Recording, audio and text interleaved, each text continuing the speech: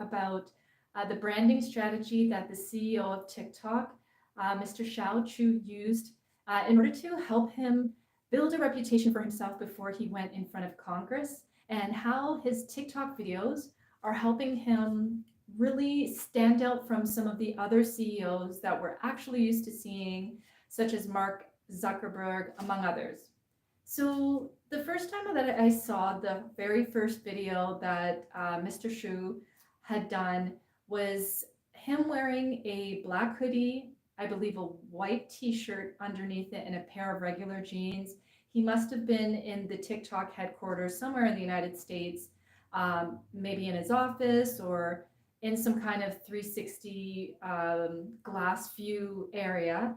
And I thought that was brilliant because as the chief executive officer of a company, most of us would have expected him to be wearing a three-piece suit or wearing some kind of casual formal wear, but he was dressed just like most people on TikTok film their content, just in a casual outfit, which makes him want people to believe that he's relatable and just a regular human being who just so happens to be the executive of TikTok.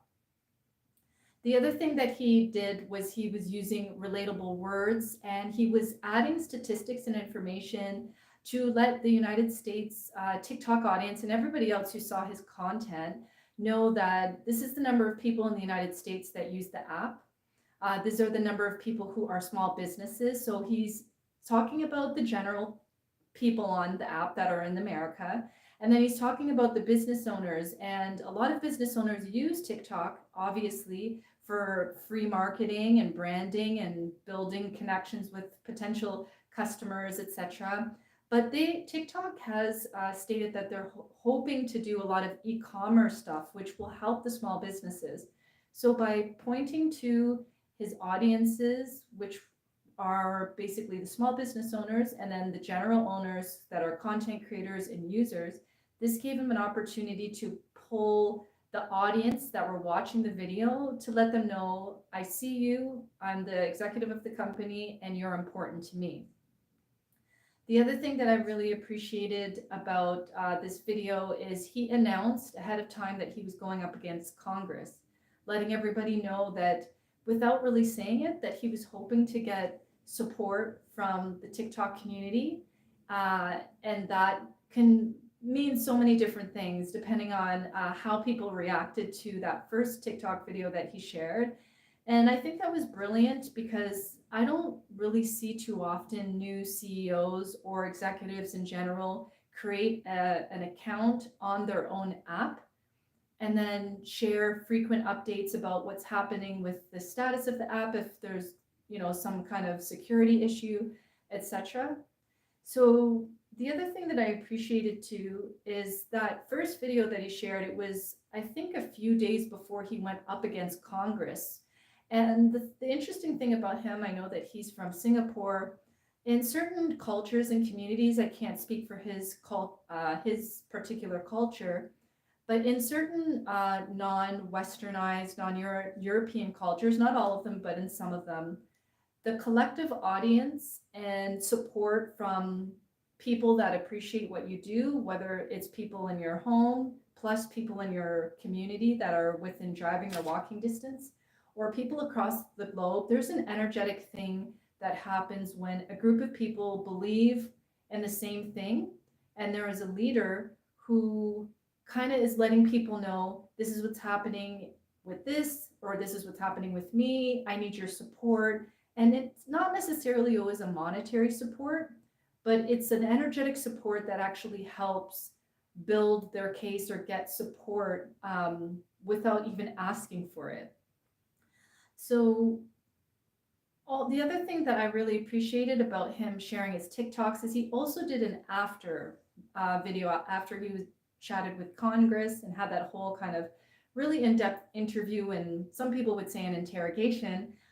He did another TikTok, basically thanking everybody for following him on the app, thanking everybody for all of the support. There were so many different TikTok videos of the CEO that included him being a TikTok zaddy and people just really thinking he's a hero. And in some of the comments of these videos, I was noticing people were saying that he should run for president. So just by actually coming on and being himself, having simple language, speaking to his audience and telling them how large of a force the business community on the app is, including the general community that's made up of watchers, viewers, shall I say, and then content creators. It's a very energetic, powerful thing that he did there. And I'm pretty sure that he consciously knew what he was doing.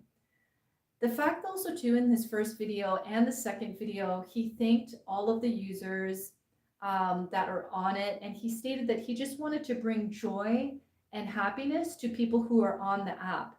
And it's a very, very professional way of not really pointing fingers at anybody, including Congress or naysayers or previous presidents or politicians that don't believe in the app and where the data center of all the user data is located, etc. But it's just a really compassionate and professional way to communicate to an audience right before your company is about to be questioned by the United States government, pretty much. He was calm, he was confident, even when he was being interviewed by Congress. He was up against a lot of people who were opposing of the app. I think some of it was a lot of theatrical. It also seemed like some of the questions were very basic, and sometimes in tech, not saying all leaders, but sometimes in tech, when people are asked questions that someone can obviously Google, it can cause a little defensiveness or irritation, but he presented his answers very professionally in a way that showed Congress that he hears what they're saying, and without being disrespectful or confrontational, he was firm with his question, with his answers. If he needed clarity, he would ask questions. And I can tell by the look on his face that he was very passionate about his role as the CEO and the app itself, unlike Mark Zuckerberg when he was up against Congress about, I would probably say 2 or 3 years ago. I can't even recall. He was very, very monotone. There was no compassion or emotion on Mark Zuckerberg's face when he was being questioned by Congress. But unlike Mr. Shou, sorry, he was really able to show that he is he's very connected to the TikTok audience. He's really good at his job. And if there were some things that he couldn't answer in the moment, I did believe that he stated that he would get back to them as well. And then on top of that, after the whole Congress scenario, the first meeting that seemed to be live, he had, some videos of him at the headquarters kind of announcing to employees, he's done with the Congress conversation. And then he was also showing up at events or connecting with influencers on the app and doing kind of like dance scenarios and things like that, which again makes him appear very relatable, which is something that executive of his stature, especially with the questions and the concerns within the United States and probably Canada too, he was able to have a little fun at the end, connect with influencers that are successful on the app, and really show people he's for the people, for the users, for the TikTok community. I just wanted to share this because this is an excellent blueprint of crisis management, is what people in public relations would call it. And if you were really a big fan of Olivia Pope on the show Scandal, where Olivia Pope's character would kind of fix, embarrassing things for politicians and people who can afford, obviously, her services. And she obviously had a team, much like every CEO. If there's a crisis that happens with themselves or their company, they do have a team of people that brief them, or they have ideas, and it may or may not be collaborative effort, or it's just information passed down to the CEO or an executive to communicate effectively. And so if you're ever in a situation like this, maybe you work for a company and you have to help with a crisis or a scandal or an embarrassment of somebody in the organization, or something happened with your product and now it's going viral that your product malfunctions, etc. This is definitely a business case that you can take a look at based on the points, and I'll just review them just to recap. So the CEO of TikTok, in his videos, he dresses down. Even though he's the CEO, he does not wear a three-piece suit. He doesn't wear business casual outfits. He wants everybody watching in the video that he's a human being. Yes, he's an executive for a really popular social media app, but at the same time, too, he's just like everybody else who wants people to feel that way based on what he wears. And trust me, the colors that we wear, the outfits that we wear, whether it's online or offline, people are always judging us. And even for myself, right now, I'm wearing red and pink. And even though these are kind of somewhat spring colors of would make somebody think about roses or flowers, I'm wearing this because I know that it's going to stand out when you watch this video. I also appreciate the fact that he shared that video a few days before he went up with Congress, and then a post video after Congress, thanking the community on the app for all of the love and the videos that they shared about him. He wasn't really specific about if he thought those funny videos or those recaps that were done through CapCut were something that he appreciated, but that is definitely a good way to show his strength, show character, and not hide, like some executives and CEOs have done when they were up against Congress or other, giants collectively, while everything was streaming online or on the news for people to watch. I do believe that Mr. Shou understands the power of energy.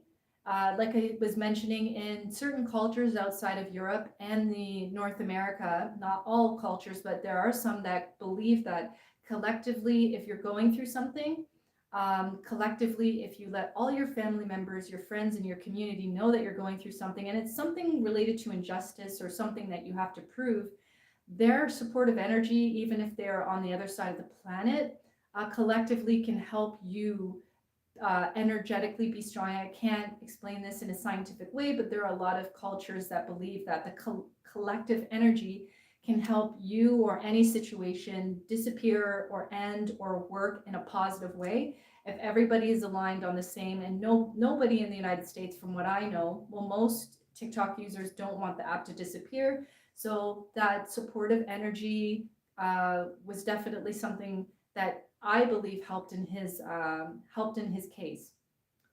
The fact also too that he thanks users. He again talked about the number of small business owners, the number of users on the app, and his goal was to really make people feel happy and feel joy and create creative content as like a space online to be able to do this was brilliant because it shows that he's not just there to be an executive. He actually is passionate about what the end consumer, what the end user feels when they're using the app.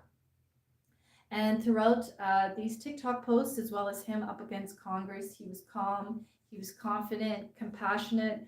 If he didn't understand something, he asked questions, and he really did his best to keep his cool and keep his composure, even though he was, in my opinion, in some cases being interrogated and often disrespected. If you watch or have watched the video of him up against Congress with the questioning.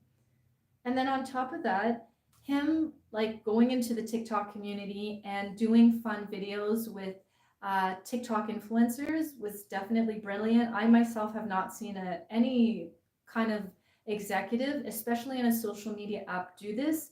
And I don't like comparing as this person to that person because it's like saying apples and oranges. But I don't ever remember, I can't recall ever seeing Mark Zuckerberg really looking passionate or having too much emotion on his face when he really was interviewed by people about Instagram or Facebook. But this particular CEO of TikTok, he has,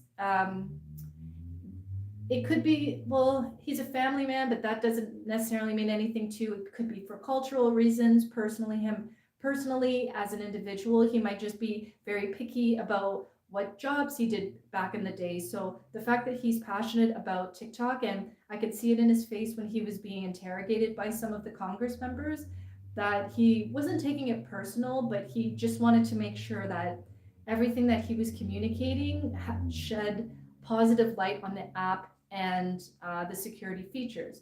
So thank you so much for joining my YouTube live.